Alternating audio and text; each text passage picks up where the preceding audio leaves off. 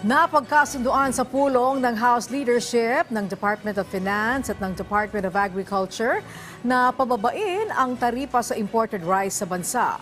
House Speaker Martin Romualdez tiniyak na hindi maapektuhan ang pondo na pangtulong sa mga magsasaka. Si Melales Mora sa Sentro ng Balita Live.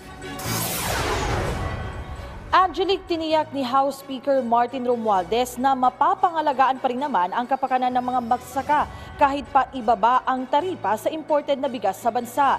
Si Agri Party List Representative Wilbert Lee naman may mungkahi rin para mas maging stable pa ang presyo at supply ng bigas.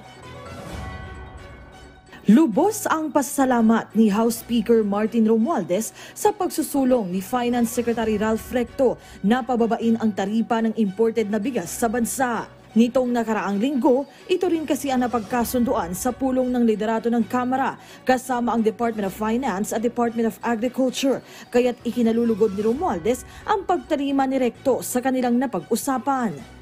Mula sa kasalukuyang 35%, target ng DOF na maibaba sa 17.5% ang rice tariff na layong mapababa ang presyo ng bigas sa merkado. Ang Department of Agriculture, pag-aaralan na rin daw ito.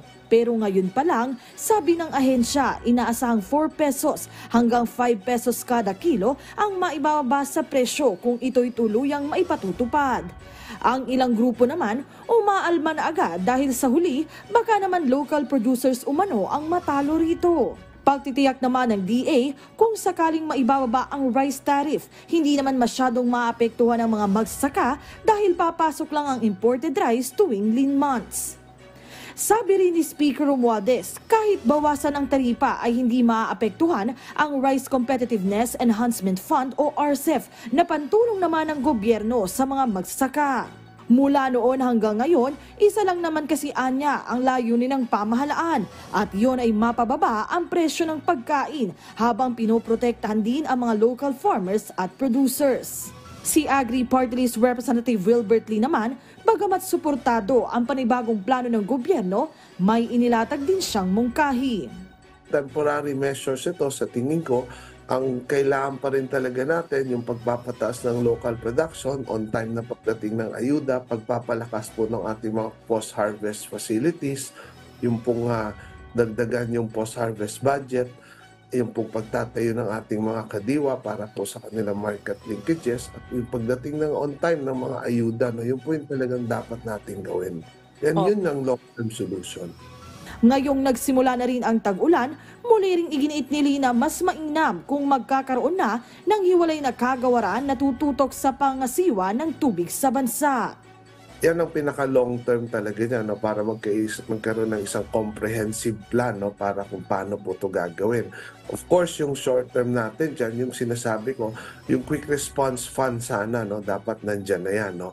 Yung Kongreso, dapat inallocate na yan, dapat yan pong quick response fund, dapat naka-in place and ready yan, appropriated. And of course, yung pre-positioning ng mga relief items, food packages, huwag na natin pong antayin na yun nga, may bagyo raw tayong darating, no? Mga 13 to 16 na bagyo yata yung papasok sa atin. Huwag na pong antayin na pag nandyan na, no? I-pre-position na yan.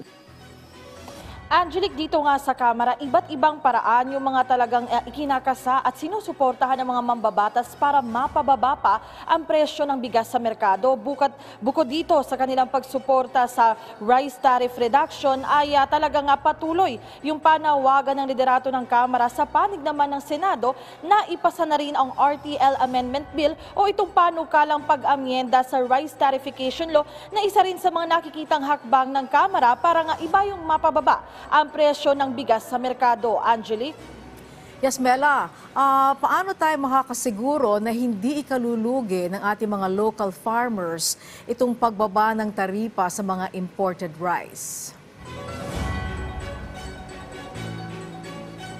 Angelique, mabuti na lamang din at naitanong mo, no, ang sinasabi nga ng mga mambabatas at sa pahayag na rin ni Speaker Romualdez, ito namang pag-import ng bigas ay kontrolado lang din naman at yan ay particularly tuwing lean months, kumbaga hindi yan sumasabay sa harvest season ng ating mga magsasaka. At syempre, in the long run at talagang prioridad naman mula noon hanggang ngayon ng ating pamahalaan yung mga sariling produkto ng bansa. So ito yung kanilang measure para naman hindi talaga ay dumagsana o dumayo na yung mga imported na bigas sa bansa. At ang sinasabi nga ng mga mambabata sa ilalim ng kanilang oversight function, talagang patuloy nilang tututukan kung sakali mang maipatutupad na yung mas mababang taripa ng bigas. Talagang tututukan nila na ito ay ma-regulate ng maayos at syempre dapat ang mananaig pa rin yung mga lokal na produkto sa bansa. Angelique? Okay, maraming salamat sa iyo, Mela Lesmoras.